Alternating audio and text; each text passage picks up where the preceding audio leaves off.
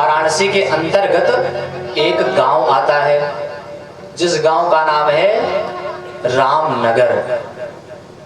रामनगर से नित्य प्रति एक श्रोता आया करते थे,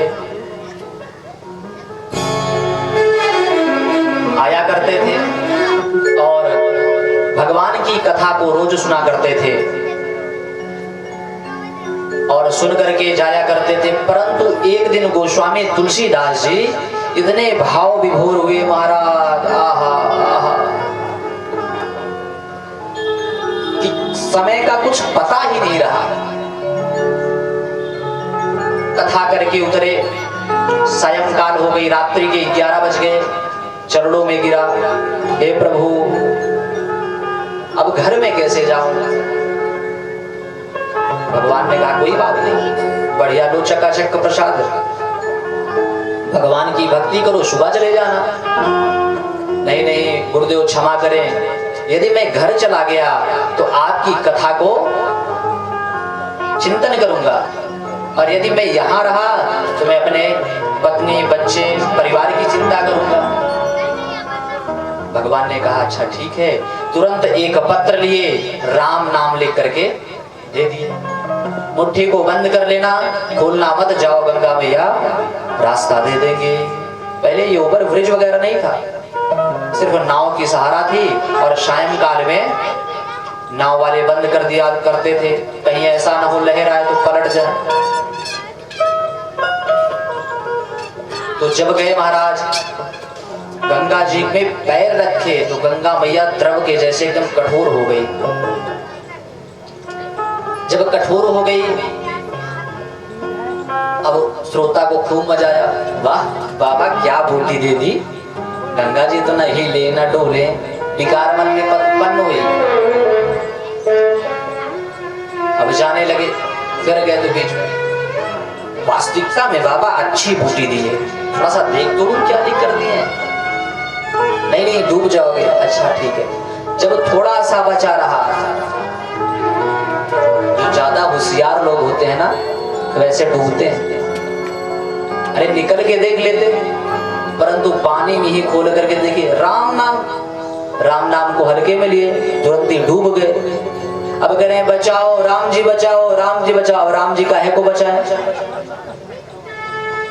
अब लगे डूबे फूले पचके, पानियों ने खूब पी लिए, करे गोस्वामी बाबा के राम जी बचाओ। इतने में एक लहर आई, उस पार जाके गिरे।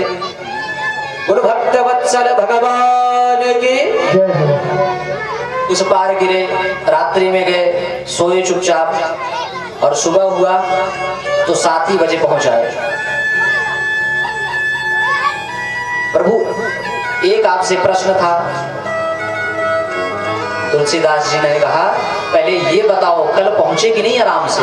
बोले नहीं नहीं उसी के विषय में काम है, पहले आप ये बताओ। अच्छा बताओ, हमारे राम जी में और आपके राम जी में अंतर है क्या? बड़ा सुंदर प्रश्न किए। हमारे राम जी में और आपके राम जी में कोई अंतर है क्या?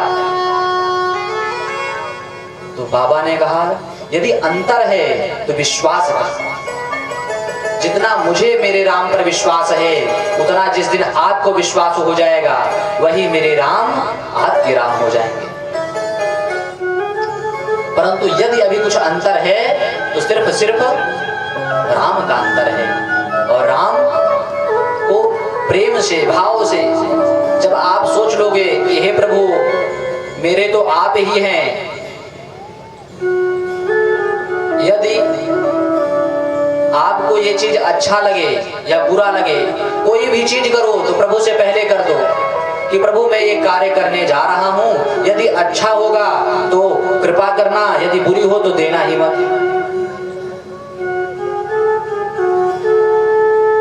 तो कार्य हो जाए।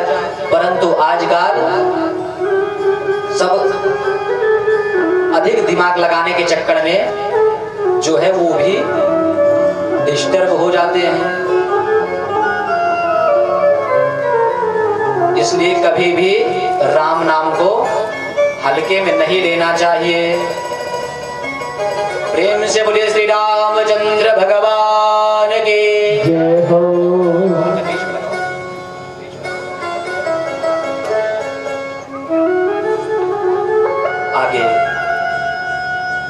प्रचेतागणों की कथा है। प्रचेतागणों बाबा नारद जी से कहते हैं कि हे प्रभु, यदि भगवान को प्रसन्न करना है तो कौन सा कार्य करना चाहिए। बड़ा क्लिष्ट प्रश्न है। ये प्रश्न तो सब क्लिष्ट हैं,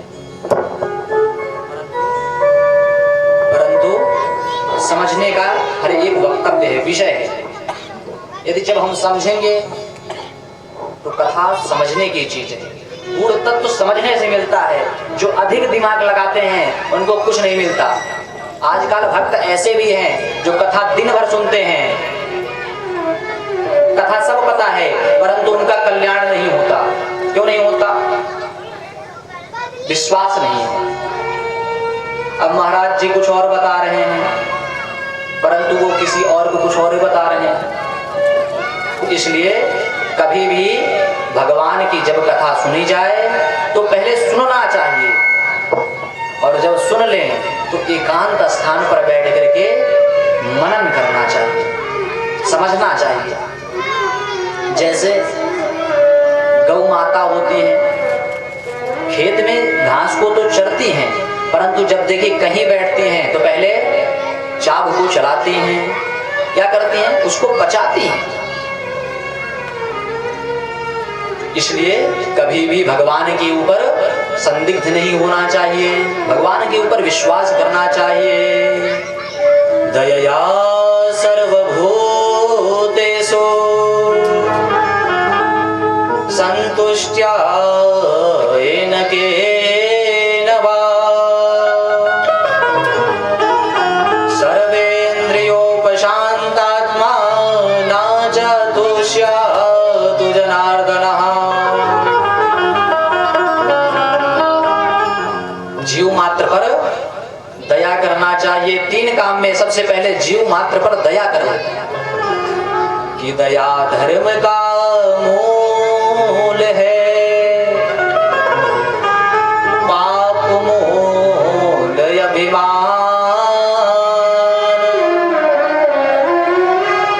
और तुलसी ते जानिए राम गरीब निवाज। इसलिए दया करनी चाहिए। प्रत्येक मानव के हो या पशु पक्षी हो, कुछ भी हो, सबके ऊपर दया करना चाहिए। हर परिस्थितियों में संतुष्ट रहना चाहिए।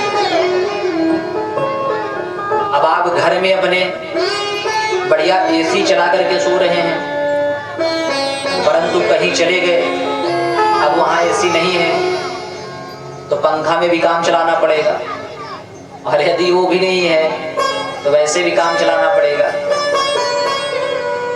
यदि आप हर स्थितियों को झेलेंगे नहीं तो जहां आपको एसी मिलेगी आप वहीं संतुष्ट रहेंगे, अन्यथा जहां नहीं मिलेगा वहां आप डिस्टर्ब रहेंगे, असंतुष्ट रहेंगे। इसलिए भगवान कह रहे हैं हर स्थिति में संतुष्ट रहना चाहिए। वो कोई भी स्थिति हो, जब आप संतुष्ट रहेंगे तो आप एक जैसे हर स्थान पर रहेंगे। चाहे आप खेत में रहें, चाहे आप घर में रहें, चाहे आप बगीचे में रहें, चाहे आप कोर्ट में रहें, चाहे आप कहीं भी रहेंगे तो हर एक स्थान जैसे रहेंगे। परंतु कब? जब आप सरल रहेंगे, मन आपका निर्मल रहेगा। जब मन आपका निर्मल रहेगा तब जाकर के आपका भगवान भी सुनेंगे। गोस्वामी बाबा बड़ा अच्छा वर्णन करते हैं। अरे निर्मल